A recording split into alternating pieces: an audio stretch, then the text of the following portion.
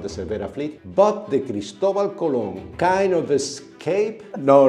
They didn't have that luxury. They really have to. Jacques Cousteau, that everyone knows who Cousteau is, really deep into the ship, we come across some human remains. So it was in clear disadvantage with the enemy troops. Hello everyone and welcome to Underwater Adventures with Alex Mirabal. Today we will be diving in the last ship sunk for the Spaniards in their colonization time in Cuba. So let's dive into it.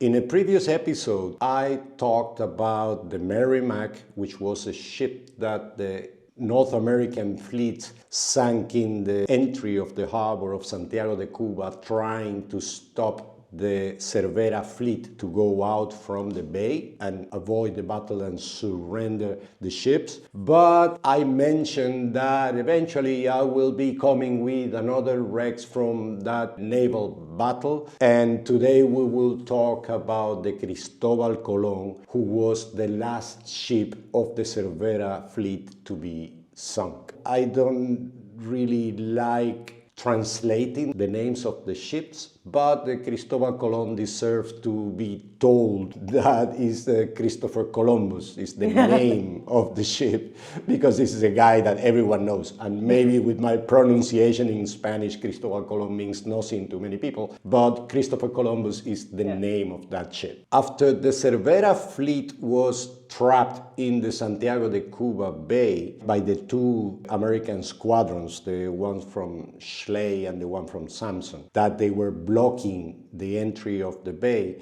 the Spanish crown gave the order to go out for a fight. It has been a controversial order in the history of Spain. Everyone has wondered why did they took this, by all means, crazy decision to send a fleet. It had no coal for the engines of the boat. It has been trapped in the bay for a long time. So it was in clear disadvantage with the enemy troops, with the Americans blocking the harbor. It must be something that gets studied in like war strategies, because this can be an event, maybe I'm giving it too much importance, but it sounds like an event that for the Spanish war history should be a great lesson to discuss. It sounds to me, at least from this side, like an event that would mark a before and an after, or like a change in strategy for the military in the country.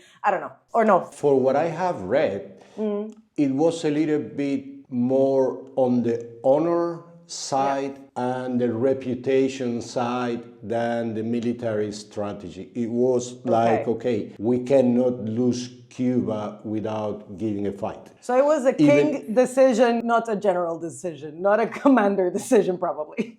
Absolutely. Yeah. The decision came from Spain. And even Cervera had quite a famous letter between the many letters they exchanged with the government in Spain, where he said, apparently my sailors worth more dead than alive. Yeah. So he was clear that he was going out in a battle that he couldn't win at all. So the fact is that he was given the order, he prepared the ships, these very almost unoperative ships that he has inside the harbor, and they went out for a battle. So they went out to face the enemy. To make the long story short, the Infanta Maria Teresa was like the flagship of the Cervera fleet, where he was traveling. The Furor, the Pluton, the Vizcaya, the Oquendo, all these ships were sunk in a matter of a couple of hours just going out of the bay. That sounds embarrassing.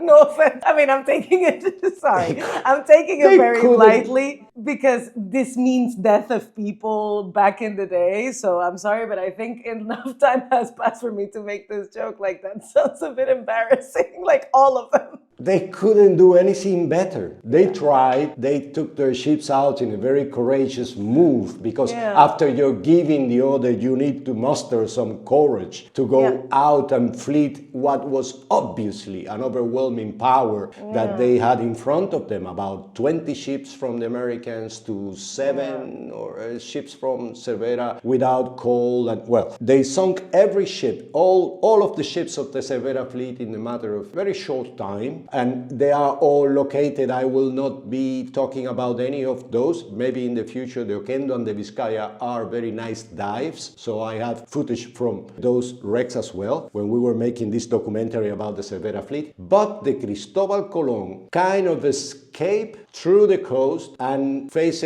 west and tried to escape from the American squadron. So the Cristóbal Colón was really sailing fast at about 19 knots of speed, and it was gaining distance from its enemies that they were after it. The problem with the Cristóbal Colón and why it was so fast, it was a brand new ship that Spanish fleet has purchased recently, but it was so new that they haven't installed the big artillery on the ship. They just had the lighter guns in the sides and in the front. They didn't have any gun in the back, for instance, in the stern, and they were being chased. So they couldn't defend themselves from the enemy ships, and the only option they had was to speed up. Why I say the reason for the speed, first, because it was a new ship, and second, because it didn't have this heavy and big artillery on board. So it could go gain some speed. Yeah, they were faster than the American ships. The Cristóbal Colón, it was navigating in their escape, they were navigating at 19 knots, and the American ships that were behind, the Oregon, the Texas, the New York, where Samson himself was on board, and the Brooklyn, they were chasing the Cristóbal Colón, but they were doing only 16 knots. So every minute the Cristóbal Colón was gaining distance and putting distance between the ships. It was a point in which Cristóbal Colón was 6 nautical miles away from the American ships. For you to have an idea, 6 nautical miles at sea level, 6 nautical miles is the horizon. When you see the horizon is 6 nautical miles away from you. So it's pretty far. So it's pretty far and fast. They actually thought that they will escape. Okay, they will make it. But we know that the Cervera fleet was lacking coal. They have on board of the Cristóbal Colón, they had a type of coal that it was Cardiff coal. It was a high caloric power, so it was a very good coal, but was not enough. So what's the name of the coal? Cardiff. Like Cardiff, like the place in England? Cardiff. Ah, like okay. I was trying to understand. I was like, is it a type of coal or is it? It is a type of coal that was baptized with the Cardiff city name, but it was a type of coal. Okay. And that was a very good coal. It made the ship really put some distance between the Americans and the Cristóbal Colón, but they ran out of coal. In the middle of the chase, they ran out of coal. They start feeding the engines with the very low quality coal they still had on board, and they start losing speed. So the American ships were chasing the Cristóbal Colón, they were catching up, and they start firing the Cristóbal Colón, which couldn't defend itself because it didn't have the artillery in the stern. So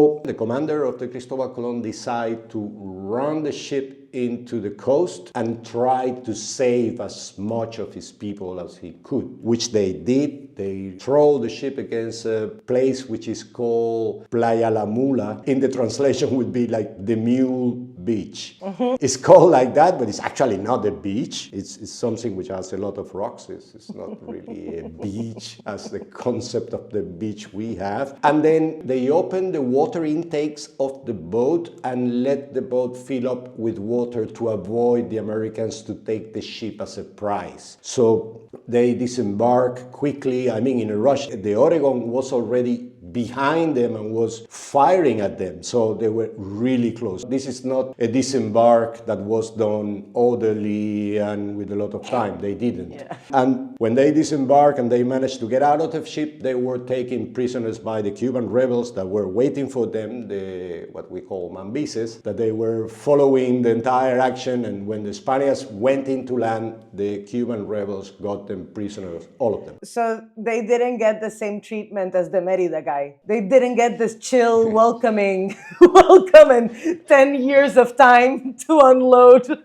No. They didn't have that luxury. They really have to rush. And well, the Cristóbal Colón, the ship itself, was left in the Mule Beach, right in the coast. And the seabed in that place is really steep. It is a slope which is really steep. It's more than 40 degrees. It is very steep because by inside in land they have the highest mountain in Cuba, which is the Turquino, and the same side of the mountain goes in the water and under the water, and it's very steep going down. So the ship is in a position like this with the stern almost in the coast and the bow at 30 meters of depth. Crazy. So it is an incredible wreck to dive.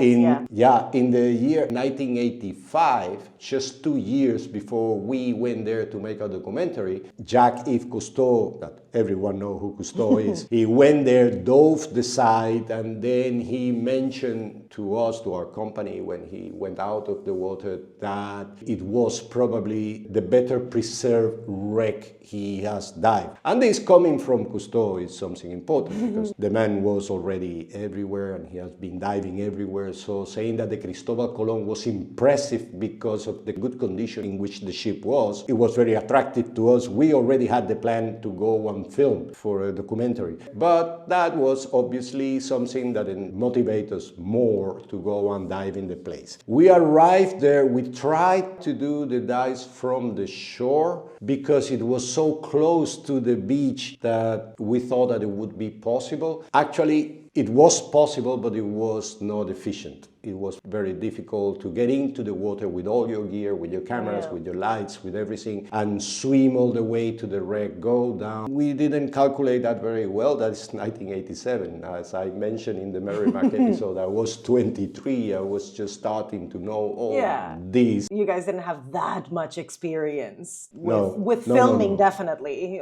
I assume. Even if you had some, but you weren't pros. Our cameramen, the cameramen that we have at that moment, which were Fonseca and Nelson from Carisub, our company, they were really experienced. They were really good. And then Juan as well, I was mentioning Juan. Juan was a very experienced diver, but they all agree, guys, we have to go from a boat. We cannot do this. But sure, the cameraman and the divers don't do all the logistic, all the organizing, all the foreseeing. They don't do those skill sets. They are pros at their skill sets. And all of you, I assume if you were 23, the rest wasn't much older than you either. Oh yeah, no. We were just a pretty young bunch of people. That's what I mean. All in all, I mean, there were more experienced ones, but we were pretty much a young bunch of people. One of the main problems in the La Mula beach or the Mule beach is that it's not made by sand. The beach is made by these ballast stones, actually. They are river stones. They are in the place. They are round. They are smooth. They are heavy. They are very dense. And when the waves come, and this is super interesting because the first day it got me totally confused. When the waves come and move all these stones, when you are in the water, under the water, they produce a sound. When hitting each other, they produce a sound similar to an outboard engine. So you are diving and you are hearing all the time like an outboard engine going crazy on your head. You don't want that when you're diving because you have to come up, and you don't want any outboard engine going around over your head. So it was a little bit stressy the first days. So we tried to dive from the shore. We couldn't, so we brought our little expedition boat, which was a yacht, as I mentioned, that we chartered in Santiago de Cuba. It was a little yacht and it went there. We obviously couldn't leave La Mula beach or Playa La Mula is quite far away from the city of Santiago de Cuba. It's about 120 kilometers away from Santiago de Cuba. You have to go through a very narrow road. So it is not an easy access place. And having the boat there, we were a team of about 10 people. We couldn't sleep, all of us, in the boat. We had rented a small hotel or motel that it was in the,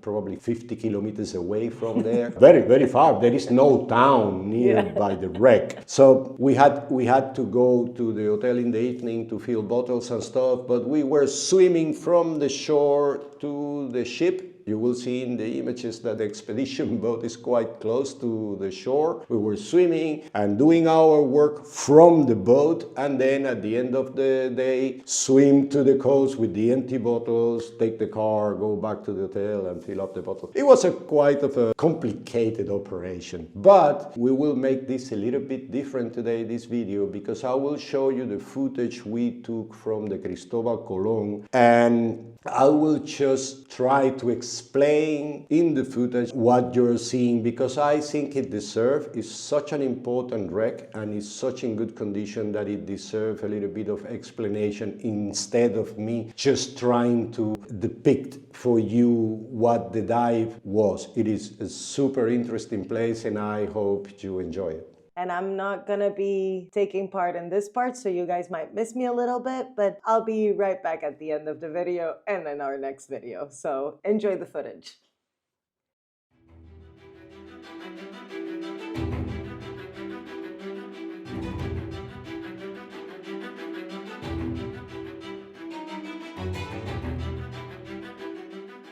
In the first dive in the Cristóbal Colón, it was strange because we were brought into a place and instead of finding the wreck, we went down quite deep and we realized that it was about 45 meters deep. Too deep for the wreck, but we ended up in the anchor of the ship. The anchor is huge. You will see it now in the images. It's a big anchor. It's at 45 meters deep. The wreck is supposed to be between 9 and 30. So we arrive in the anchor attached to the ship by a long chain. So finding the anchor was actually like finding the ship. It was a little bit strange for us because finding such a small object in comparison to the ship, it brought us to the right place. So we followed the chain, we arrived in the bow of the Cristóbal Colón, which is at 30 meters of depth. One of the things that you notice immediately is that in the side of the ship, she still have the cannons, machine guns, so the lighter artillery. It is impressive. You don't expect to find that in any wreck. And the Cristóbal Colón has this beautiful feature, which is finding the machine guns. We obviously tried to go in and position ourselves. You cannot see it here in the footage, but there are shells and ammunition still on the deck, already oxidized and concreted to the deck. But it's a very strange feeling, positioning yourself in the place where a machine gun master would be in a battle. So we continue exploring the Cristóbal Colón. It is, the light in the place is very weird because it has all this suspension in the water and gets a very ghostly feeling.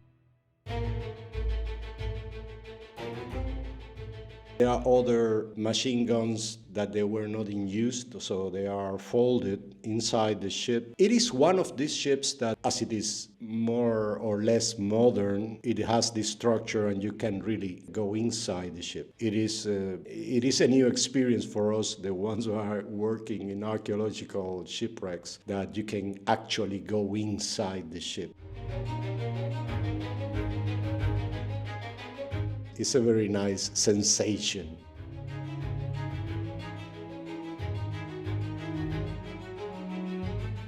Here we are going inside what we supposed to was taking us to the engine room.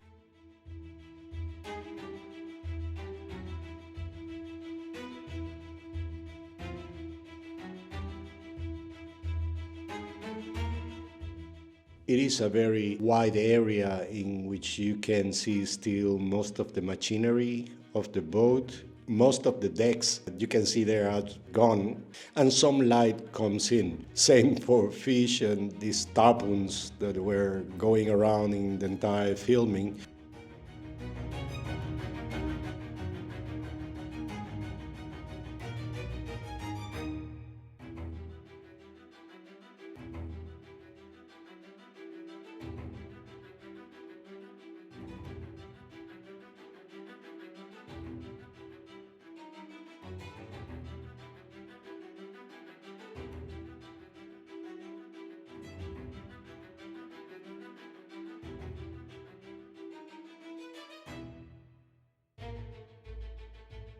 We went to the area of what's supposed to be the cabins, seeing some domestic items from the day-to-day life, like dishes and the candle holder is still in place, parts of a lamp. These are objects that belonging to that ship are really special. I mean, a candle holder is a candle holder everywhere, but in the Cristóbal Colón it has a different meaning. The same for this white porcelain dish and the parts of the lamps, the oil lamps that were in the cabins. This is really telling you the story, a really crazy military action, and we were really impressed during that dive.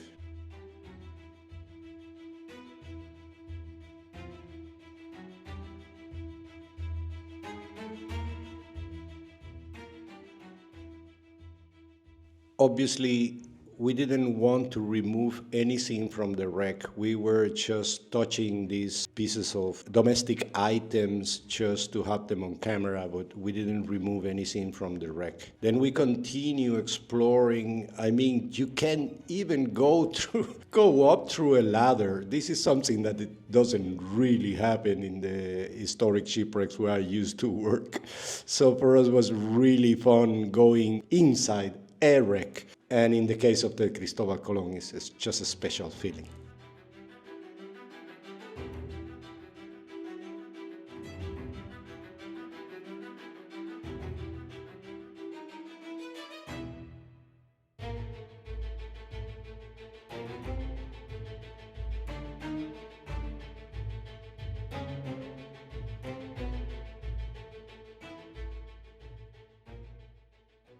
We are going out here from one of the big boilers, the big boilers that the lid went off, and we are going out from the engine room outside to the deck of the wreck. It was a really nice dive. The water was not perfect, and the quality of the images you are seeing are not perfect because they were taken in 1987. Here I am going inside the boiler, but without my fins, because otherwise I wouldn't fit, and trying to film inside the boiler. You can see the size of these boilers in comparison to a human size. They are incredibly big, and we are talking about 1898 ship.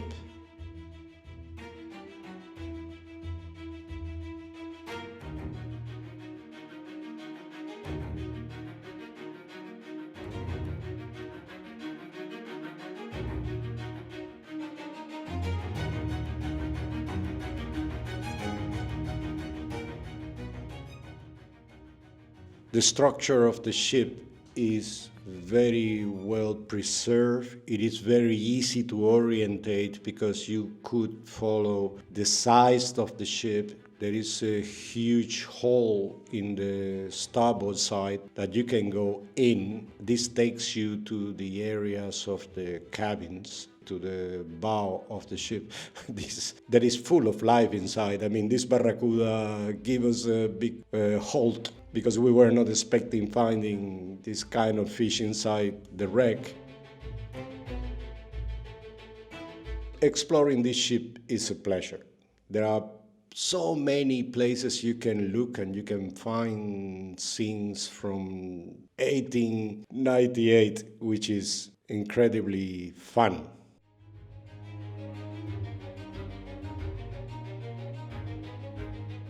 Obviously, all these ships, you should treat them with respect, because in this case it's almost a grave of people who perished during that battle. And everything you find in the ship should be treated with utmost respect.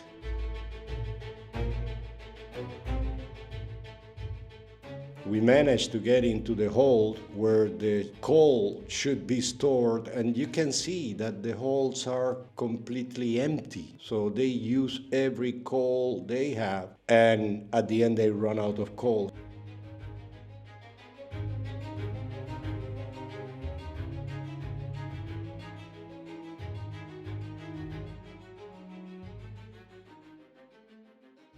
Exploring inside that part, we found some rifles. There were stock weapons used by the soldiers.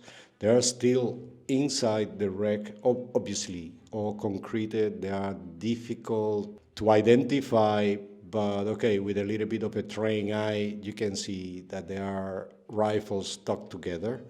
It's a very unusual find, because normally the wood disappears very quickly and you cannot recognize a rifle so easily. It was very interesting find for us.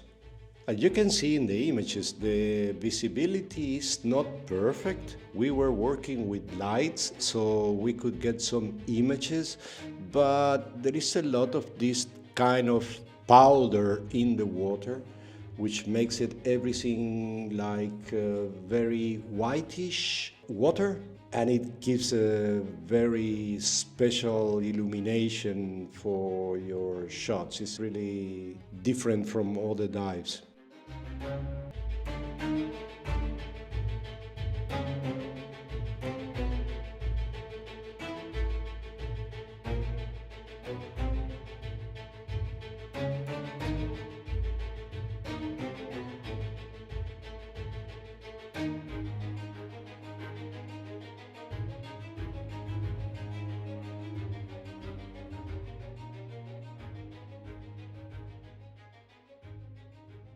Really deep into the ship, we come across some human remains. This is something that you never want to find in a shipwreck. We are used to work in ships which very seldom would have any human remains. We have come across human remains probably a couple of times. This was one of them, and it's really impressive for a diver. It's touching, because you're seeing what it was, a person, and lost its life in a battle. And yeah, I cannot really describe the sensation you get when finding the human remains in such a deep place into a wreck.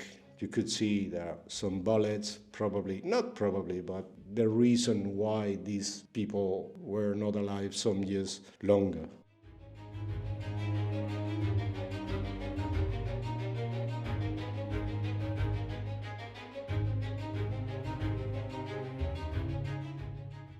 Even the skull of that person have proof of a shot or grapnel or something. It has a wound in the skull, may have produced the death.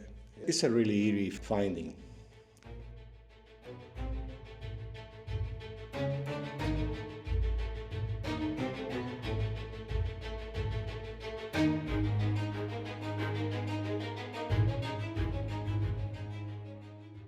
Leaving the ship after the filming was an incredible experience, because we went down with a lot of filming material, lights, cable. It was a very challenging dive, but at the end it was really rewarding, because we managed to get some impressive images of a wreck that was so important in the Cuban history.